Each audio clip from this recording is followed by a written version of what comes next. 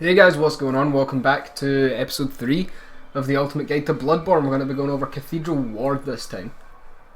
Yeah, so this area has a lot of really good items and it's quite key to like a lot of different things as well. Now this door's only opened if you beat Bloodstarved Beast. If you didn't beat Bloodstarved Beast, then you need to skip ahead to the other end of the video where we can show you the gate that you need to open, but you'll need to buy the 10,000 souls, the Hunter Chieftain emblem from the store in the Hunter's Dream to access the next area. However, we highly recommend that you have defeated the Bloodstarved Beast to open this area because it really contains so many items. It also allows you to buy fire paper from the Insight store, which is a really good way to spend your Insight because there won't always be armour for you to buy.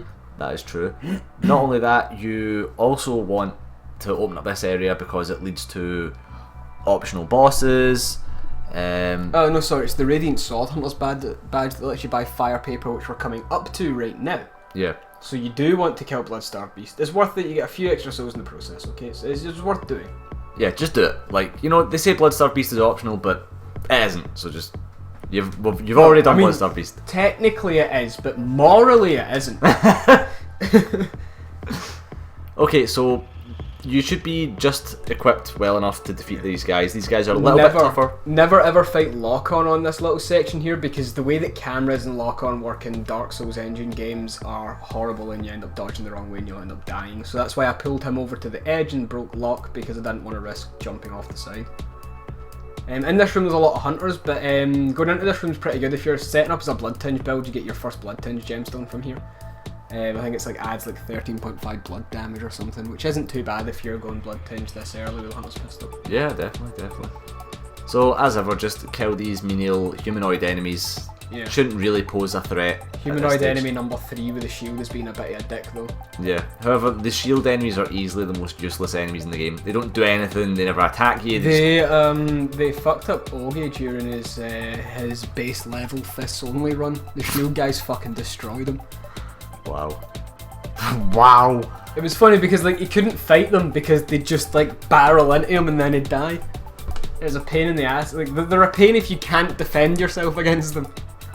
So be wary of that guy with the Gatling gun at the top of the stairs. Yeah, he can deal out some heavy damage pretty quickly. So with these guys it's best just to hug them, as you can see here, because they won't be able to hit you if you just hug them and walk around them a few times. Their tracking doesn't allow them to follow your movements that smoothly. So at the top of this sort of tower that we're ascending, there is a door that leads to the optional bosses. Now, later on in the game, you get the key to open up that door. Yeah. So I'm trying to sneak up on this guy because the one in the chair with a rifle is a dick. He takes off like most of your health, so I'm just gonna knock him off the edge. And then he shot his gun, and then like the force knocked yeah, him off like the edge. I didn't actually hit him far enough, but then Newton's law took effect. Yeah, exactly. And you know, equal and opposite reactions are force, so he sent himself off the edge. He's a fucking idiot. Although, I mean, really, considering one wheel was like teetering on the edge of a slope, he should really have went off anyway. Look, you should plant your feet when you've got big rifles like that. He doesn't have feet. He does have feet, he just can't use them. Stupid handicapped bastard. Wow, going there. In a guide video. Wow. Okay, so we're ascending now to transition the conversation back to Bloodborne instead of laughing at people in wheelchairs. So there's an item at the top here, it's Cold Blood Dew, isn't it? Rank 6? Boom, on the money. Fucking remembering that. Yeah, I'm like Rain Man. For this game, yeah. So through that doorway there is what leads you to the upper Cathedral Ward, which you don't get until later on in the game. I can't actually remember where you get the upper Cathedral Ward key. Yahar Gul after you kill Ram. You have to drop down. You have to drop down past all the hags into where the bell ring. Oh yeah, yeah. It's like, and it's inside a jail cell with a guy on the throne. But anyway, that's us got the Radiant Sword Hunter's badge, which allows you to buy Ludwig's Great Sword, but we don't. Allows you to buy Ludwig's Great Sword, Ludwig's Rifle, and fire paper from the Insight store. By the end of this guide, you should be able to use Ludwig's sword, I think. Yeah, you can, because in this guide we're going to be going to 30 strength and 13 skill for the cannon. obviously, because canon is easy mode and we're going to show you guys easy mode. And Ludwig's requires 16 strength and 10 skill, so you guys will be able to use Ludwig's if you want to. We do have, like, if you're going for the level 100 meta sort of thing, we finished this game at level 90, so you have 10 levels to spare. You can put that into skill and go for a sort of 30 strength, 25 skill quality build and use Ludwig's for a like, devastating effect. This Wandering Nightmare, by the way, don't chase it off the edge. It stops just before the edge so that you fall down and it doesn't. So hit it with a Molotov, it's just much safer in that way. You're definitely going to get the items. If it does jump off, just quit and reload the game and it will pop back up. Right, so this area requires us to come back here to get the items. Yeah. Now, all the items is a Madman's Knowledge and a hunt, like not a hunter, it's a messenger hat. Yeah, it's the top hat for the messengers. But there is a tricky drop that you need to do here. Hat. It's the black messenger hat. Anyway. Black messenger hat. So just stand where I was and just walk towards the 3 ropes and you'll land on this platform and you'll be fine. Now, fall damage is percentile based in this game, just like it was in Dark Souls 1 because it's the same engine. So if you're at full health, you will always be able to make that drop. I think. Should be able to. It's partially percentile based, I think. Because Dark Souls was partially percentile based because then your equipment burden added onto it a little bit as well. Mm. So in this section is really good because this is the doll set. Now, we're not going to sell the doll set, are we? No, we don't sell the doll set, but it's a relatively useless armor set. We're going to keep it for the sake of completion, but if you sell it, it's worth about 35,000 blood bucks in total, so that's pretty good. Now, we picked up Old Hunter's Bone there, which is an arcane item. 15 arcane requirement. You pop it, it consumes 4 bullets now? Or 5 bullets now? 4 or 5 bullets. And what it does is it speeds up your rolls. So what that means is you enter and exit rolls quicker. The entire animation's a lot quicker, and it also makes you invisible a lot like the Simpleton's Ring did in Dark Souls 2. Yeah. While you perform those rolls, it does make your sidesteps look flashy as fuck, but as far as we're aware, it has no effect on the sidestep speeds or iframes or anything like that. So we went down this way because if you land on the boxes to the left, it actually wakes this guy up. So we're just going to go in and take the free back attack. And then I was going to chain Visceral, but I fucked it up, so I'm just going to have to beat him down. But this guy is pretty easy, and he drops the Beast Rune. Yeah. Now, he's also in the dungeons as a boss as well. Something we need to explain is we also picked up a 1/3 umbilical cord. Now, yeah, from the workshop, and the hair ornament. That's an item you want to get. The hair ornament's handy. Yeah. So, with that 1/3 umbilical cord, there's 4 of them in the game. 4 of the cords in the game. Yes. And in this guide, we get 3 of them. We're going to show you where to get the 4th, but you only need 3 to essentially unlock the last secret boss in the game. Yeah. Now, the way the game presents it is that there is a way to get 4 of them, there's a way to get 3 of them, and there's a way to get 2 of them. But you're guaranteed at least 2 of them. Anyway, you're guaranteed 2 of them. Unless you really fucked up. Which is, you get 1 from Wet Nurse and you get 1 from the old workshop where we just were. So you're guaranteed those 2, at least, if you investigate every area and beat the bosses accordingly and stuff like that. Yeah. So you're guaranteed those. But it's the other 2 that are from NPC stories that, one of them we're not going to get, because instead we're going to take a rune that you can only get from doing the NPC quest that way instead of taking the umbilical cord. Yeah. But we can show you both ways anyway. We've got footage of both ways just to show you guys. So moving along here, there's a bagger here, so you want to take the advantage that you can and just try and get a shot off quickly into his back. As soon as these guys start to like highlight up and go into Super Saiyan mode, essentially, you just want to go for the charge attack into the back and then go for the visceral and try and take them down as quick as you can. Yeah, that's pretty much it. Also, the lane where we got those sweaty clothes, there's a dog. You want to kill the dog before you go to try and backstab the bagger, because obviously at this stage of the game, the baggers can be quite like, they can deal a lot of damage to you. They can 2-shot you or 3-shot you. Yeah. Closer to 2-shot. So yeah, kill the dog first, because the dog can alert the bagger and then you're fucked. Because then you've got the bagger and the dog to deal with, and dogs are just fucking splendid. I actually love the design of these guys, and it's a shame that you don't see more of them throughout the actual game. It's only in this section you see them, but they just look like really cool design characters. Yeah, nice. Now this is the first sort of little Cthulhu enemy encounter. Yeah, we tried to sneak up on it. Pro tip, you can't. You actually can. If you were extended, you could probably fit it with a charge attack. I don't know, but this is the first Cthulhu that will use magic, so this is like the advanced form of the Cthulhus. These are the ones that you'll see later on in the game that can like trap you, and when they do that grab attack, they drain your insight. So, and you can't get that back even if you kill them. So now I'm just wailing on it, and he's whipping his hair back and forth. Like Willa Smith. Now... Willoma? Willa? Willow. Willow.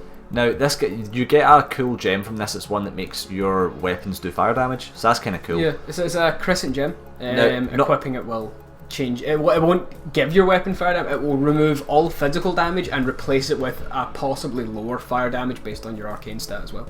Yeah. However, a lot of enemies are. General rule of thumb is most enemies in the game are weak to fire damage. If it's a beast enemy, it's weak to fire. If it comes from space, it's weak to lightning. Is the general rule of thumb. So where we are right now is where the plank shield is at Cathedral, where we've came all the way back around, and that's how you open this gate from the other side. Now, if you didn't beat Bloodstar Beast, as we said, you'd have to go round through the gate that costs 10,000 to buy the emblem for, and then you would make your way around to this section. So we've went around the back way and collect all the extra stuff in the meantime as well, and we got Numbing Mist, which is really good. It's essentially a Lloyd's Talisman from Dark Souls. What happens is you throw it at an enemy. If you hit that enemy, the enemy can't heal. It's really good for the upcoming boss because she does have a move where she heals herself mid-battle, and it's quite a good heal. It's tough to like go up against it. Yeah. So it's good to have the Numbing Mist there just to hit her the 1 or 2 times that she actually fucking does it. So now we're going back to that place that we were at in order to get those last few items. Yeah, to get the last items from the rafters that we skipped because we wanted to go to the church, the abandoned workshop to pick up the umbilical cord and the hair ornament and stuff like that. Because the hair ornament, we're going to give it to the doll, and she's going to reward us with a teardrop like pendant sort of thing that we're going to break for a gem to put in our gun, because it gives us HP regen. Very, very small HP regen. It's like 1 HP per second sort of deal, but it's still worth having there because the gun's not going to be meant for damage, so we'll just make it more about just trying to increase our survivability, even if it's just by a little bit. Yeah, I mean, chances are it will never help you like 2 times in the entire game, but it will still clutch you from your death like at some point probably. What it's really good for is that it does very slightly slow the effects of poison. And we're going to end up getting a gem in the game where it's like it'll give us 7% attack bonus, but it'll give us 3% more if we're at full health. The healing gems are really good for that sort of thing, because if you're just below full health, you don't want to waste a life gem to get the extra damage. The gun will eventually take you to that. So although it's a very small amount, it can come in handy. So that's us got those. The Madman's Knowledge and the Messenger Top Hat. So if you care about them, you can go get them. But if you don't really give a fuck, then it's fine to really the Messenger Top Hat does look pretty fucking good. It is swagger. So it looks really damn good. So now, something that we should definitely mention that the guide is wrong on, surprisingly enough, is Eileen's quest, which we're going to be doing in this video, at least the middle part of Eileen's quest. Right now? We're going to be doing it right now. We're going to be triggering Eileen's movement. Yeah. Now, as you can see, we opened up. There's 3 gates to get into Cathedral Ward. Yeah, there's 3 big gates. The guide says that you only have to open the plank shield one. No, the guide says that you have to defeat Amelia, but don't interact with the skull. Yeah. Okay, so that's wrong, by the way. All you have to do is open the 3 gates. So you've seen us open one earlier, which was the one at the plank shield, just where we grabbed the Numbing Mist. Now we're opening this one because that's the second gate, and that double parry get on my fucking levels.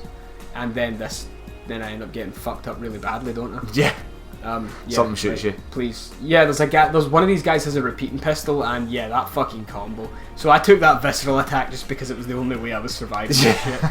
I was just like, fuck it, if I don't get it, I die. So, oh well. And then that gun had 1 hit left to go, so there wasn't really a big deal. But open up this main gate here, and there's a dog, there's a soul packet here, and there's like 6 Madman's Knowledge in the centre area right in front of you. Yeah. It's more like it's like a graveyard. Yeah, it's a graveyard, isn't it? To be fair, everywhere in Yarnum is a graveyard. Yeah, that's a good point. They had so many dead people that they just buried them in the roads. Yeah. Just dig the road up, fuck it. So these big guys. The people make Yarnum, literally. they're embodied into the brickwork. But yeah, essentially these big guys are really slow, so you can just kind of run past them. It's just a hassle to kill them at this stage, that's why we don't even bother. There's a Cobra packet. Now where we are right now, we're on the other side of the gate that you need the Hunter's Chieftain emblem for. So we're going to open that up. This will trigger Eileen. Opening all 3 gates will trigger Eileen without having to beat Amelia. She will now move to the Cathedral Ward Lantern area.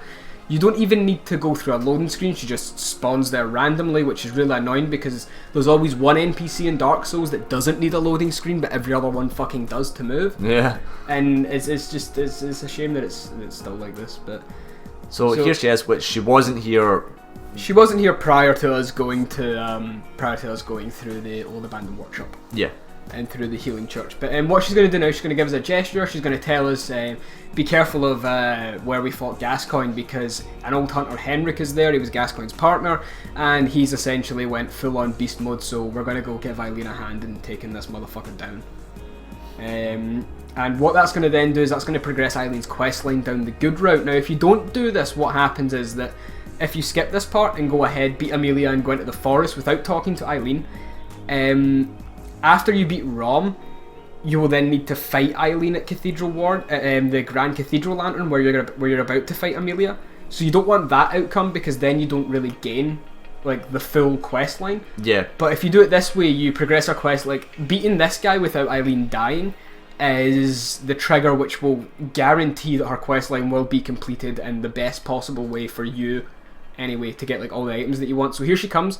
After you initiate the fight, she runs from like where we came from. It seems that she would spawn in the room with a ladder and like the water on the floor. That seems like where she would run down from. That's where she spawns. So Henrik just fucking parried me. So Henrik, his armor set, we'll be able to buy that after we beat him here. Henrik's armor set has really good lightning defense, and it's of course the bright gold, which is sort of, it's symbolic of like the Xanthus set. Oh yeah, I guess it is a little bit. And I really like it. I really like his. I think his jacket looks fucking awesome. Now, as you can see, you do barely any damage to Henrik, but Eileen like piles on the damage. So basically, all you want to do is just kind of keep parrying him and let her do most of the damage to him.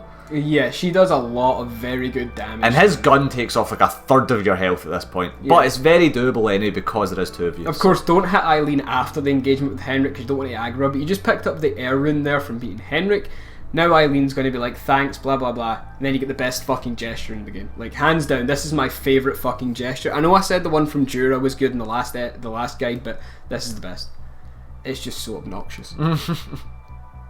I use it every time someone's like being a pure scumbag in PvP and I beat them. I'm just like, good job, well done. Tactics worked perfectly there. Well done.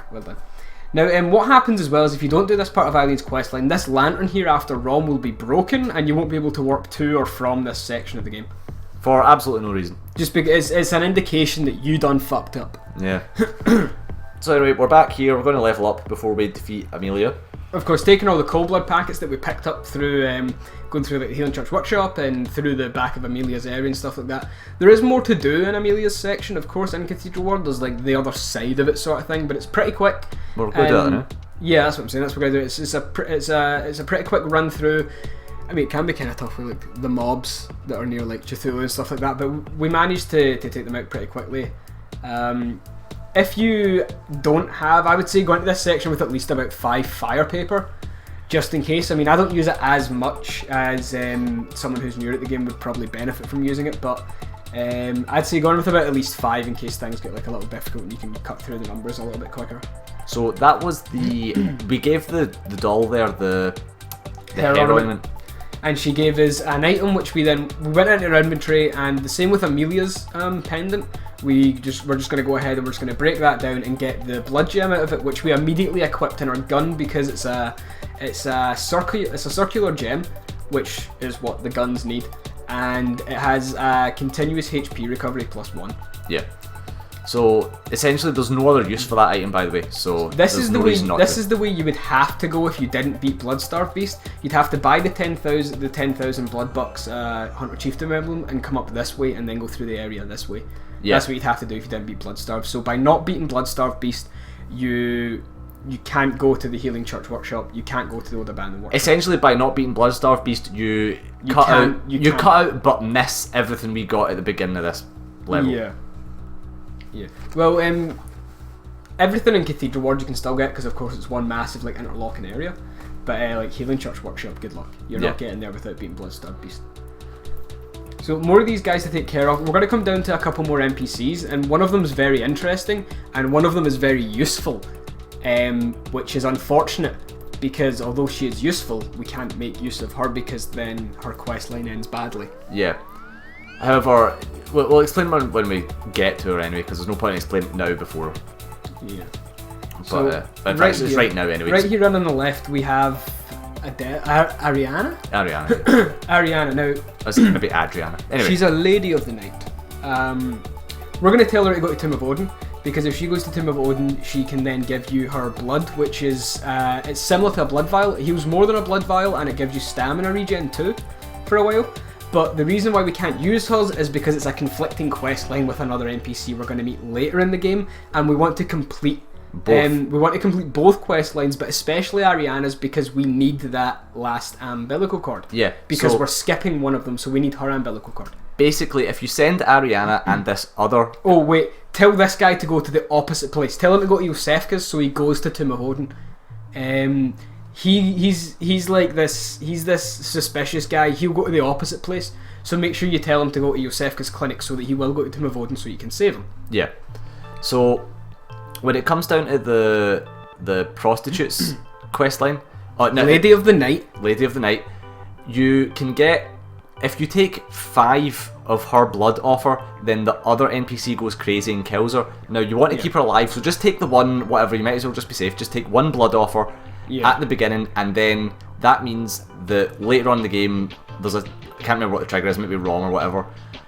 No, it's after defeating Mikolash, you can then come back to here, and then you can get a 1/3 umbilical cord off her. So that's why she's important, and you don't want her to die before that happens. Yeah. So although her blood vials are great, we can't really use them to finish her questline properly. However, the other NPC also gives you her blood, and her blood vial is actually better. So it's in a so sense, bad. it's better. It gives you less health than Arianna's, but it does have continuous HP regen on top of that, which we can stack on top of the gun for a little bit better effect. Yeah. Which is good. So we put on fire paper here just so we could cut through these enemies quicker, because there's a couple of big ones. There was like a big guy there with like the jewel saw that we didn't want to deal with. And now up here's a really cool trick that I figured out. The Cthulhu will come over to you, and if you extend the sock lever, you can attack him through this very safely, and you take care of a tough enemy that you can just get out the way for later, because we're going to go that way right now actually. Yeah. And it makes that fight a lot simpler. You don't have to risk losing insight, nothing like that.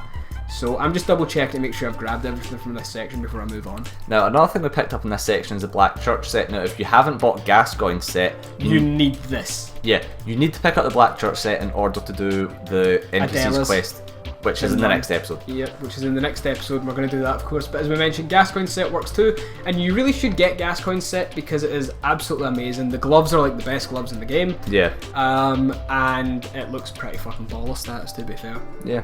Reminds me of the Undertaker from WWE. Oh, that's what it reminds me of. Yeah, you're right. But like before it was WWE, when it was WWF, and he had like the studded jacket.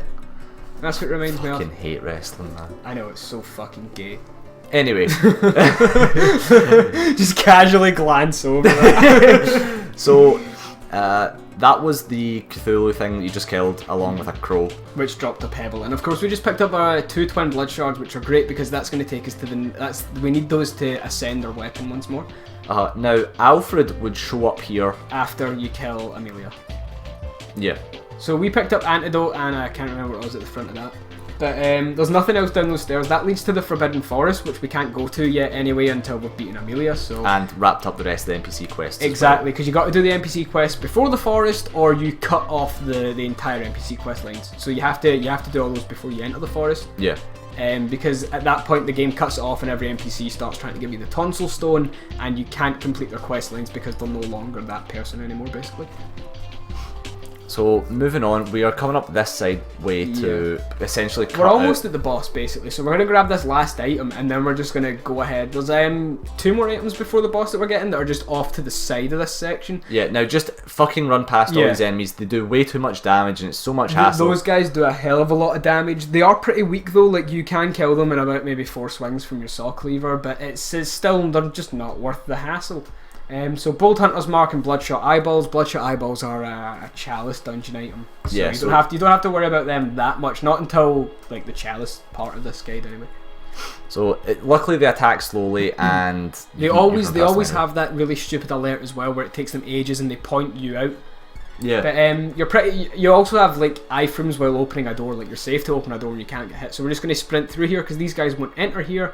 And we're going to equip the Numbing Mist, Fire Paper, and Molotovs because we want to have like high damage, and the Numbing Mist is good for like stopping her from using her healing effect. The Saw Cleaver works here great as well because it does more damage to beast type. Yeah. And that is Amelia. And she's also weak to fire because she's beast, so Saw Cleaver, Fire Paper just go in tandem. Is that on the snowball? Yeah, it's on the snowball. I changed that at the very beginning. Okay, cool. Right, anyway, so as you can see, use your Molotovs, use your oil urns to get some extra damage out of the Molotovs. Yeah, if you have oil urns remaining, then definitely, because it's like a 2.5 times damage boost to your Molotovs. If you're making an arcane build for whatever fucking reason, your Molotovs do even more damage as well. So definitely use your consumables if you're going arcane. Now, something I want to say quickly is I find Amelia to be quite a tough boss. Now, you don't really need to do Amelia at this point. This is like the lowest sort of recommended point, but yeah, if you want, you could go and don't do Amelia right now. Do the next part of the guide.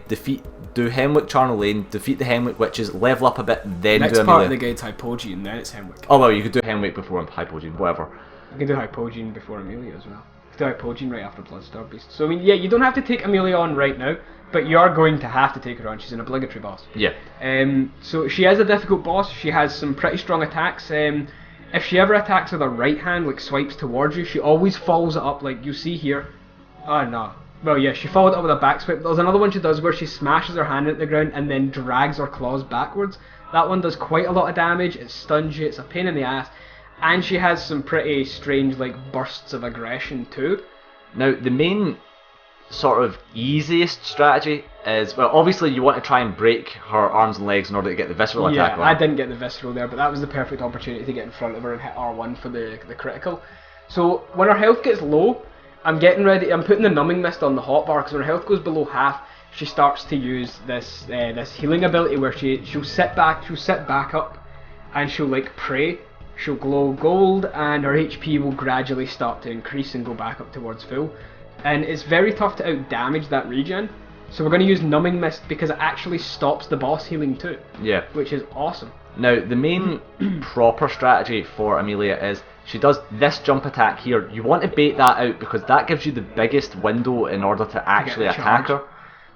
So that's pretty much like, you could essentially bide your time as much as possible and just wait for her to do those attacks. Yeah. But the issue with Amelia is there isn't like a super like... That was a nice fucking jump attack into the visceral. Yeah, it was. But there isn't like a super strategy for her because all her attacks are sort of not random but quite hard to dodge and stuff, so...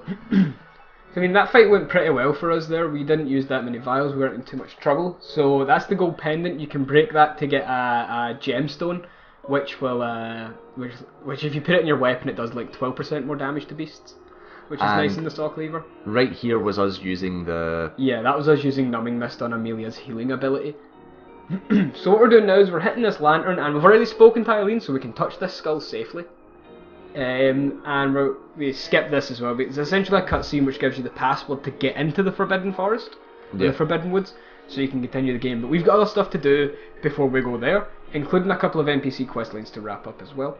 No, we're not wrapping up there, but... we need to make sure that Arianna and the bigoted old man are in the Cathedral wall before we proceed. Yeah. They should be there by now. They should be there by the time you beat Amelia. They should move there by the time you've killed 4 in-game bosses, which we have definitely done with Cleric Beast, Gascoigne, Bloodstarved and Amelia. Now, with, again, just to reiterate with Adriana, we are just going to take 1 blood off her, because if you take at least 1 blood off her, then she will do the next part of her quest line after you defeat Mikolash. Yeah, she will do her quest line even if you don't take blood off her, but at least this way we're getting some use out of her, because it means that instead of using a blood vial, we can use her blood instead, and that gives us a short boost of stamina. That's going to be really good in the boss fights. If it ever comes down to us needing that, then it's going to be really handy in the boss fights. Now, that old lady there, you can't actually do her quest until halfway through the forest. It's until you've beat Shadows of Yarnum, is it not? It just says halfway through the forest in the guide. Oh. Well then, there you go then. So at a later point we'll be able to do her quest line and we get some free stuff. But chances are we'll do it after Shadows of Yarnum anyway. Yeah, because it would be the best time to do it. So what we did there was we just leveled up, we give ourselves more vitality, more endurance, and we're going to level up a Saw Cleaver as well, because we managed to get a couple of Twin Blood Shards out of there, so we managed to get our Saw Cleaver up to +4 at this point. Yeah. And then we're going to go back to Cathedral Ward just to talk to Adriana. Yeah, just to like round up the NPC questlines to make sure they're done. So we've got a lot of insight, so we're just going to spend it all in Fire Paper and try and keep that insight number low, because there's no need for us to have a high insight. It just makes the game It makes the game more inconvenient for very little reason. Yeah. So now she's here, You can talk to her. She gives you a gesture. That's another reason why you want to talk to her. and you can receive her blood, and you'll get blood of Arianna. And there you go. What it does is more HP, and it gives you stamina back as well. It's nice. Of course, we've got Yusefka's Blood Vial too, which is a really good one, but you can only carry one of them at a time. So those ones you want to be a little bit more sort of. And you were only able to get Yusefka's blood vial at the beginning of the game anyway. You do get more later in the game, but that's it for us, guys, and that's it for Cathedral Ward. Let us know if we missed anything. I doubt we did. Don't think we did, but again, hopefully this was informative, and hopefully you enjoyed it. And we'll see you in the next part where we are going to do. Hypogean Goal. Yeah, we're going to do like a sort of Just slightly. like a small mini episode for like Hypogean Goal before the Red Moon. Yeah, and then we are doing. It's important though because we get our like our main weapon from Hypogean Goal, which is really good. So anyway, we'll see you in the next part, guys, and hopefully you enjoyed that. Bye. See ya.